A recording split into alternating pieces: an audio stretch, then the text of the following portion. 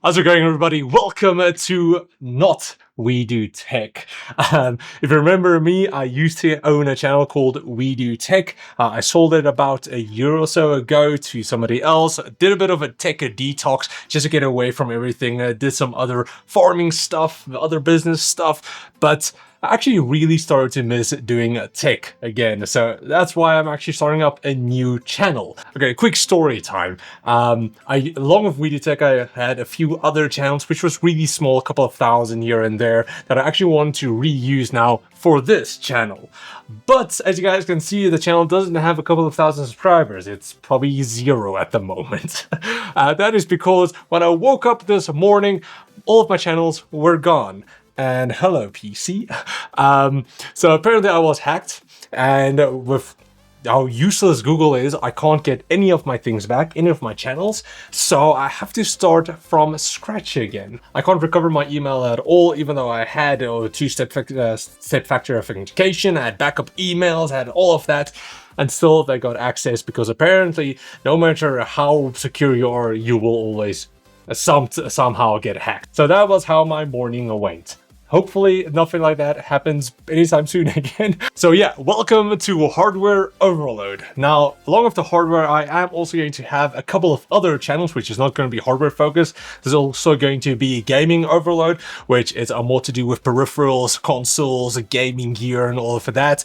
The Hardware Overload is just going to be PC gear. So PC builds, PC benchmarks, all of the internal components, all of that, and then I'm going to focus on other niches on other channels as well. But anyway, let's get back into the system over here. And for our first video on the new channel, we have a beautiful system here from Corsair and a Gigabyte that they sent over. Now, unfortunately, I wasn't able to do like a complete build series, but I was still able to get the system over here and benchmark it and see how it actually performs. So we're going to go over all of that. Now, even though this one is a bit up there, it's around $2,000, it's not overly expensive for everything that you actually get. It's not a 4090 and I don't even know what CPU cores we are on. 1624, 38, whatever, 205.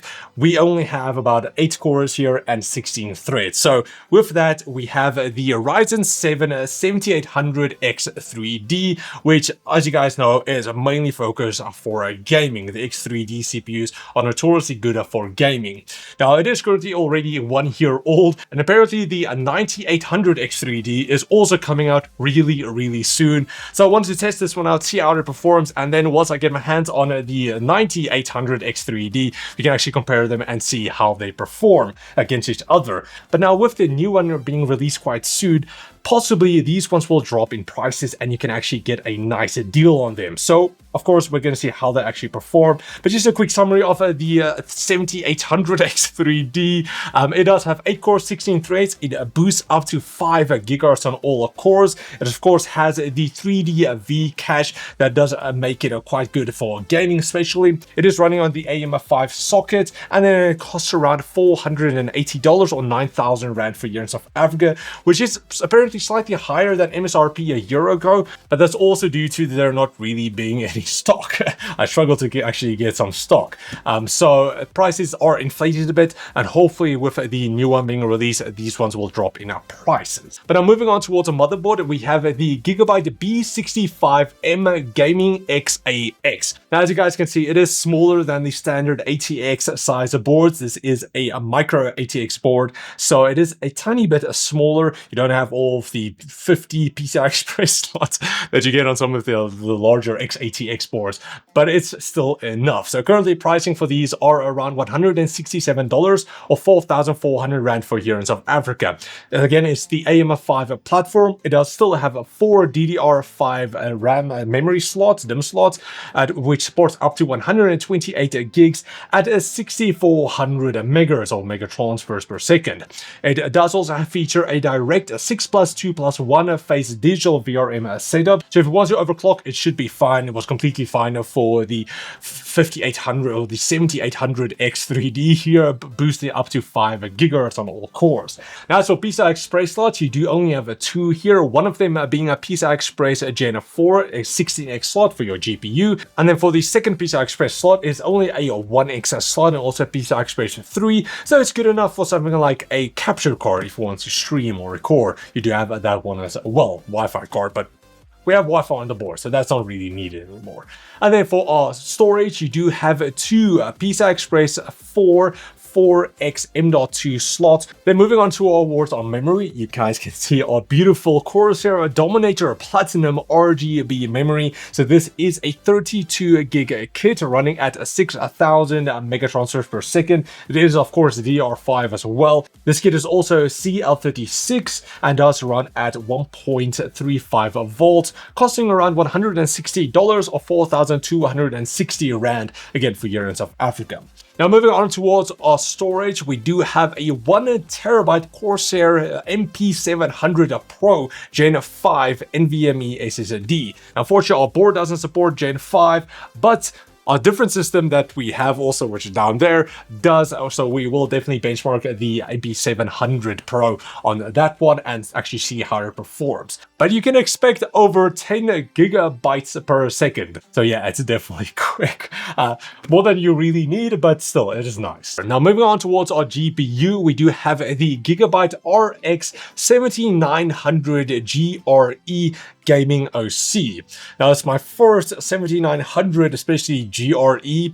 I missed this range completely, so it's new to me. But it is more of the baby of the 7900 family. So instead of 24 gigs or 20 gigs of VRAM, you only get 16 gigs. So poor baby. But there's still plenty enough for all of our gaming needs. And also it does clock up decent as well, reaching clock speeds of up to 2,391 megahertz. It is a 256-bit memory bus, and it does have 4 I/O ports here at the back, 2 of them being DisplayPort and 2 of them being HDMI. And then as for power draw, it's rated to be around 260 watts, but yeah, we definitely saw more than that. Luckily not by too much, but definitely was higher. And now as for pricing, weirdly enough, I wasn't able to find any of these in stock in the US or on Amazon and Newegg. They were just completely sold out. Luckily, here in South Africa, they are still available. Now, pricing-wise, I saw them going for around $500 to $600 and being refurbished and also just being inflated, price being inflated. But when a new MSRP was around $550. So it should still be roughly around there. And then for here in South Africa, it does cost around 12,500 Rand. So yeah, it's still pricey, but it's definitely higher up there, competing more towards the 4070 Ti. But we'll also get into the performance numbers later. Now then, as for our beautiful case here, I completely miss this series as well. So this is the Corsair 2500X gaming cube, full temper glass or dual tempered glass, dual chamber as well case. So like I said again, you tempered glass here on this here on the front and then also here on the side. I just took this off because of all of the lighting will glare completely. And then also it does have a dual chamber. So you have your one chamber here at the back for all of your power supply and your cables and all of that to keep it nice and out of the way, neat. And then also your second chamber for everything else here. So as you guys can just see, it does look nice and neat. Honestly, really beautiful.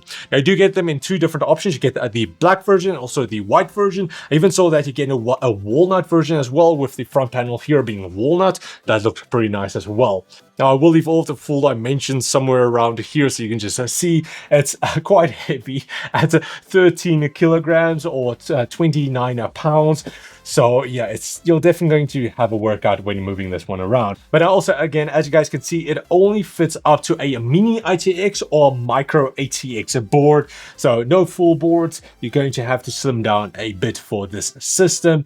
Even though it doesn't look tiny, it's just squished down a bit, but it's still pretty big. Now, I will say one unfortunate thing about the case, it doesn't come with any fans. So yeah, no fans included, but it can fit up to 9 fans, 3 at the top, 3 on the bottom, 2 there, 1 back here. So plenty of fans that you can fit inside here to help with cooling. Now, as for pricing, it's retailing for around $160 or 3,300 Rand. So slightly bit up there, especially because you don't get any fans, but it still looks really, really nice. Then moving on towards our cooler here, we do have also the Corsair iCue Link H150i LCD.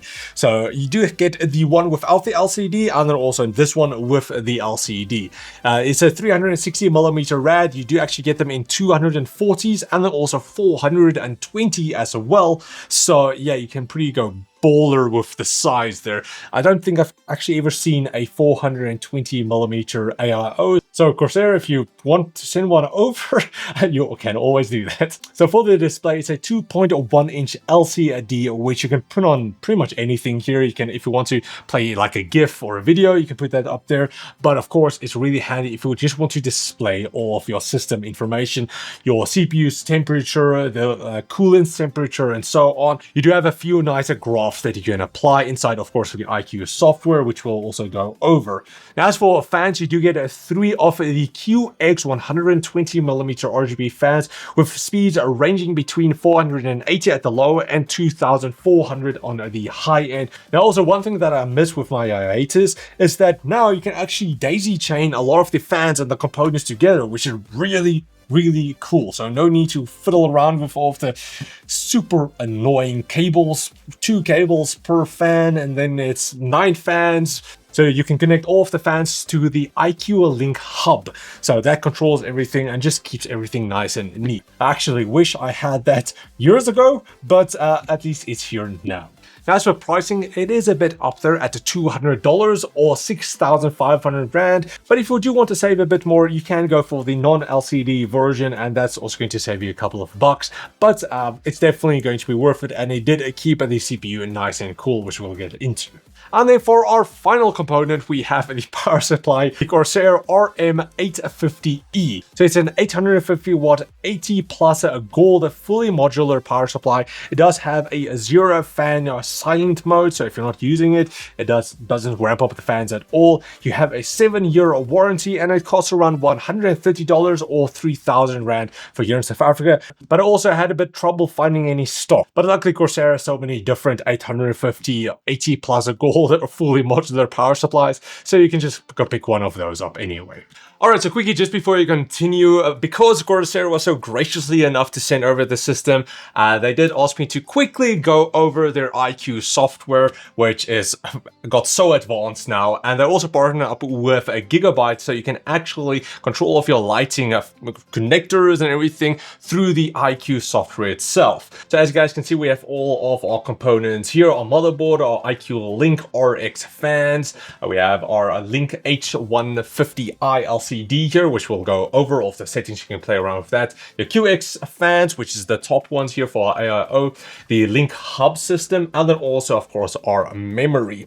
Weirdly enough, I'm not sure exactly why I can't pick up the GPU, because it does have a bit of RGB here, but yeah, I'm not exactly sure why that didn't work. Now, if you haven't installed the Gigabyte plugin yet, you can just click there on plugins, and you can see your NVIDIA, your Gigabyte, and so on. So you do have those where you can download, and possibly you will get more later on. All right, so of course the main thing about the iCue software is control all of your RGB lighting and also your cooling. So firstly, let's quickly go over our LCD here. Now, as you guys can already see, I did actually change the screen there. We can actually see what's going on. So you do have a couple of effects, of course, that you can apply with. You have your whatever that is, your single bar, which will show you your temperatures. You can, of course, adjust it to other sensors, even your GPU or whatever, your motherboard. So you do have plenty of different sensors that you can actually connect and show on the display. Just a bunch of different styles that you can go over. But my favorite one has to be the dual one. So you can actually show 2 different sensors. So we currently have our coolant temperature, which is currently at around 33 degrees in blue, and then also our CPU package at around 50 degrees. But of course, you can adjust it to something else if you wanted to. You put it on blank if you're really boring. You have your turbo, which is just a fan that spins around. You have your clock, which is currently 8 in the morning. And then the main thing for me is actually the images and GIFs that you can you have your standard ones that's included. There we go. But I actually downloaded a few, like this one, Space. You can actually zoom in and out as well, adjust it a bit more if you wanted to. Have another one there, and then also our spaceman flying around. So if you want to create your own ones, you can, and it'll look pretty nice. Now, of course, for cooling, you have all of your fan settings. So if you want to put it on balance, you can. Quiet, extreme. You have all of your controls over all of your different fans, and then also your pump of your IRO. So plenty of things you can actually play around with. Now, if you want to run the wizard, you can. You can set alerts as well. If it goes above a certain temperature, it'll alert you. So you do have those. For our lighting effects, of course, we'll go over that a bit later. Currently, it's on a mural, but you have control over pretty much all of the LEDs, addressable LEDs on the fans, on the link, on the hub as well. So you do have a lot of controls. Quickly, just for our fans, we have different timer warp features here as well, which I haven't really played around with. So you can just see up there is the top fans. These just in blue, but you do have your static, your clockwise, counterclockwise, just a bunch of things that you can play around with. For our motherboard, you do have the RGB headers on the board here, so you can play around with those if you wanted to. Currently, it's just set to, let's just take that away. So currently, I don't have anything connected to those headers, so everything's just connected to the iCue, the hub and everything. So that's not really something we can play around with at the moment. Now, something that's new that I haven't seen yet is the mural. So here you can actually play like a background image, video, and then the RGB should switch, should actually mimic the colors that's shown on the screen. So you can move it around if you wanted to. It's going to get different lighting effects here. I have no idea what's going to look like now. You have other ones as well. Your interstellar effect, which you guys can see works actually beautiful with our man floating through space. And then a liquid. You have your video capture here as well. So you have a few that you can apply, and also if you want to add your own, you can, of course. Now, something that I noticed is that the RGB on the memory doesn't work that well with the mural effect. So you have to add them in, of course, here, but they just don't really play around with the colors that is shown on the screen. They have their mind of its own. So not exactly sure why nothing really changes. It's just a flow through effect of all of the different colors. All right, so that was just a quick look at the iCue software. Now we can actually get into our benchmarks.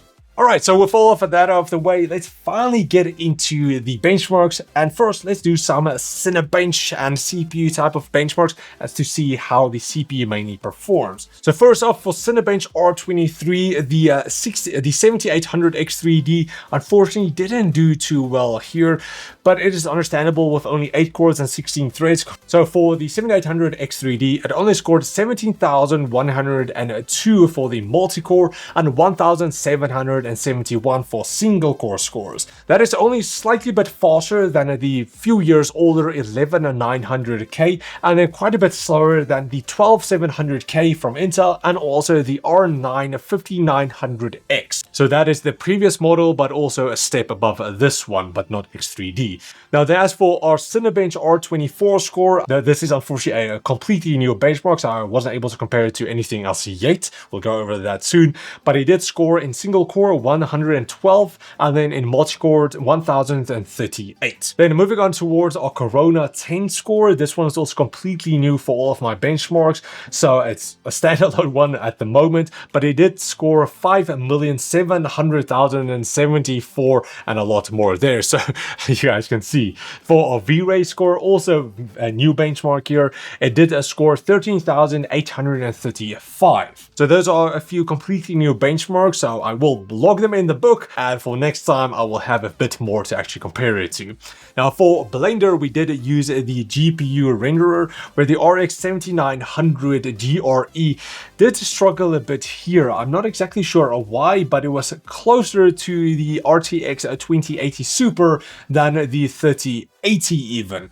It wasn't even close towards the other 40 series GPUs. So unfortunately, not sure if it's a driver issue there or what, but it didn't perform well at all in Blender. But now, however, the GPU did do quite well in our Fighter Strike benchmark, scoring 56,983. So that's even faster in a Fighter Strike compared to the RTX 4080. So that was definitely quite a surprise for me. But now moving on towards time spy, here the RTX 4080 did beat out the 7900 GRE a bit, so it was closer towards a 4070 Ti. And it definitely took its revenge against the RTX 2080 Super here, being twice as fast. So starting off with 1080p, we did test multiple games here, but I wanted to see how the system performs, so I put all of the graphics presets on a max or on ultra, whatever it was, to see how the system would perform. Some of them with FSR off or frame gen off, and some of them with it on. So as you guys can see, it was only Black Myth Wukong that we actually saw quite a low FPS, around a 65 average, but that was with a frame gen off. With frame gen on, it pretty much doubled all the way up to 113 frames a second, but everything else was above 100 frames a second in our first slide here. So Cyberpunk wasn't a problem, Ghost of Tsushima wasn't a problem, everything did really well for our first batch here. But now moving on towards our second batch, we didn't see anything below 100 frames a second here. Even with a Ryzen Forbidden West on very high presets, we saw the lowest of 125 frames a second, but when enabling FSR, we did see a slight bump to 147. Even on a Star Wars Jedi Survivor on epic settings, we saw 125 frames, and with FSR on balance, we saw 150. And of course, with Rainbow Six Siege, we saw over 400 frames there, no issue. But of course, 1080p is just too easy, so we bumped it up to 1440p for all of the same games to see how it will perform this time. Now, on our first batch, we did see a few fall under 100 frames a second, but it was only actually, again, a Black Myth Wukong, and then also Alan Wake 2 without frame gen or FSR that we saw at that low. Everything was rather closer to around 90 frames a second. And then, of course, when enabling FSR or frame gen, we boosted frames so much more. It's really cool to see Ghost of Tsushima where it doesn't have anything on at 92 frames, and when enabling FSR and also frame gen, it jumps all the way up to 200 frames a second, and the graphics still looks awesome. Now, as for our second batch of 1440p, this time it wasn't Horizon Forbidden West that was the lowest, it was actually Star Wars Jedi Survivor that fell to 87 frames here, and Horizon Forbidden West to 95. But of course, when enabling a frame gen and FSR, it did boost it quite a bit more. So even on 1440p, it wasn't an issue with everything set on max setting. I will also say all of my benchmarks was done with FSR on balance. I'll do the same with DLSS.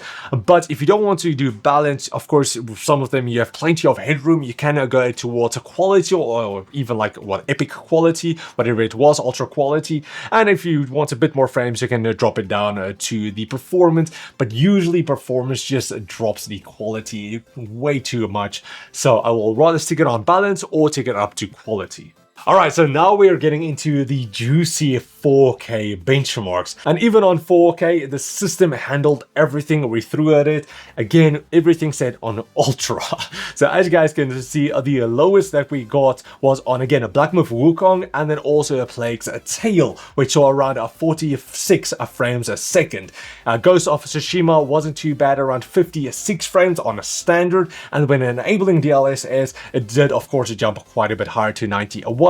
And Black Myth Wukong as well jumped all the way up to 80. Now, as for our second batch of 4K game benchmarks, here unfortunately we did see them drop quite a bit lower. So for example, Star Wars Jedi Survivor fell all the way down to 46 frames a second.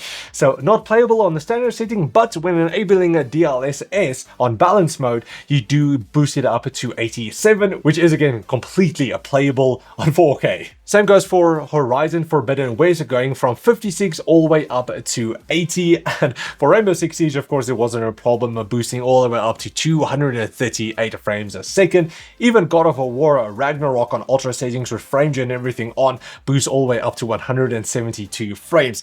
So if you do have one of those beastly monitors, which is 4K 144 Hertz, I don't know if they're already going up to 240 Hertz now, but they will probably soon if they're not already. So this system will be able to handle that as well.